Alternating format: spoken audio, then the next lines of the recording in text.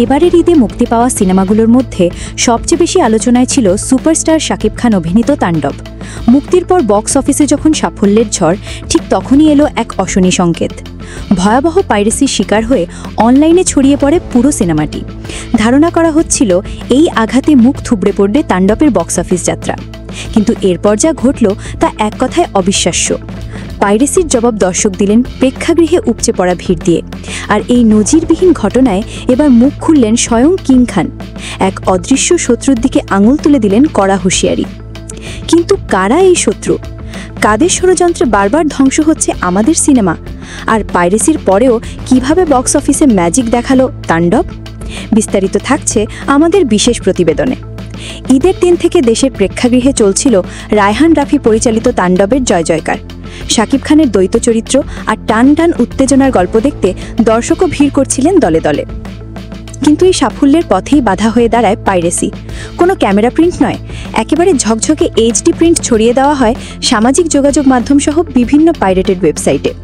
কোটি কোটি টাকা লগ্নি করা সিনেমার জন্য এ যেন এক দুঃস্বপ্ন।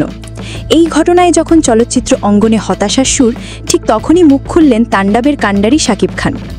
রোববার সন্ধ্যায় সোনি সিনেপ্লেক্সে এক বিশেষ প্রদর্শনীতে এসে ক্ষোভ উগড়ে দিলেন তিনি।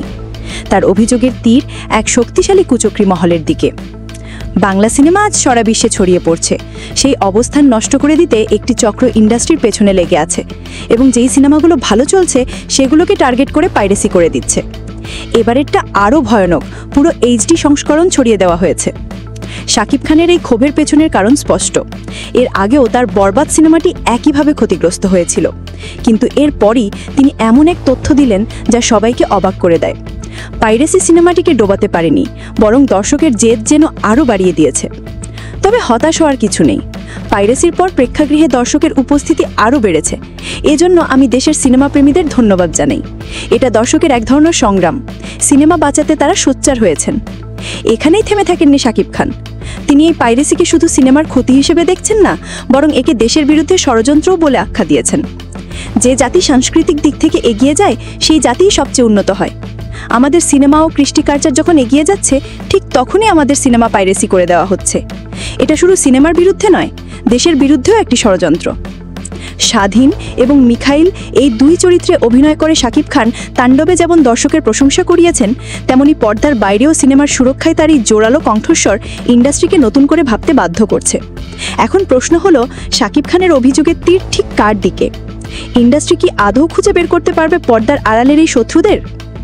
দেখলেন তো পাইরেসির আঘাতকে কিভাবে শক্তিতে পরিণত করেছেন দর্শক আর শাকিব খান। তার এই বক্তব্য চলচ্চিত্র শিল্পে নতুন করে আলোচনার জন্ম দিয়েছে।